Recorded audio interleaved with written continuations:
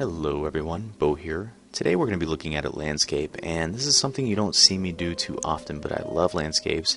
This was about an hour-long process. It's a very quick speed paint, and I think you should get used to trying out speed paints because it pushes you to your limits. Anyway, so we start out with a very rough sketch, and I'm using the 1-2-3 rule. If you're not familiar with that, basically you have the background, the midground, and the foreground. So as things are further away, as you can see, they're lighter. The midground is going to have a mid-value tone, and of course the foreground is sometimes almost black. I didn't really go all the way black here. So after that rough sketch, what I'm doing is I'm going in and I'm plugging in more values. I'm using that same 1-2-3 rule, but I'm just adding, notes in between. And what that does is it just helps differentiate, the background, midground, and the foreground. So we're just going back and reiterating that rule, same rule, and what happens is, kind of magically, things just start detailing themselves out. These speed paints really help you on building your imagination and building your mental library, which is really important. It's always important to have references, but you also want to work on building your mental library, so let your mind kind of see things out of the shapes that exist through your brushstrokes. So make a couple of notes for me. The first being, notice how far back this image is zoomed out. And the reason being is because your spectator isn't going to be holding your picture in front of their nose to look at it. They're going to be holding it, arm's reach, or, maybe it's on the computer and they're a few feet away from it. So keep that in mind.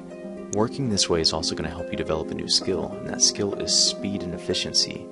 So in the concept world, you don't need to polish everything 100%. There's a huge misconception that, when you draw a character, it has to be drawn 360 degrees around with, all the different types of armor and everything.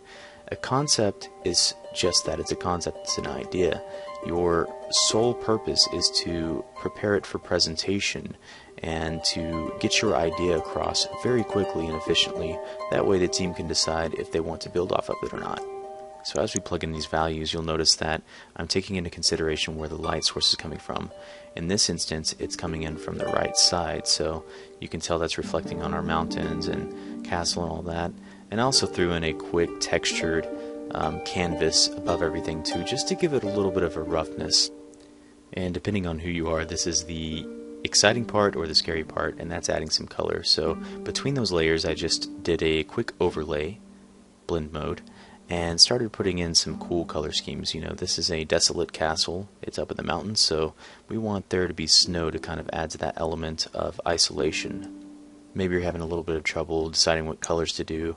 Well, simple color theory, if we want things to look snowy and cold, then we're going to use a lot of blues and hues that are really close to white, not quite white. We want to stay away from using complete total white.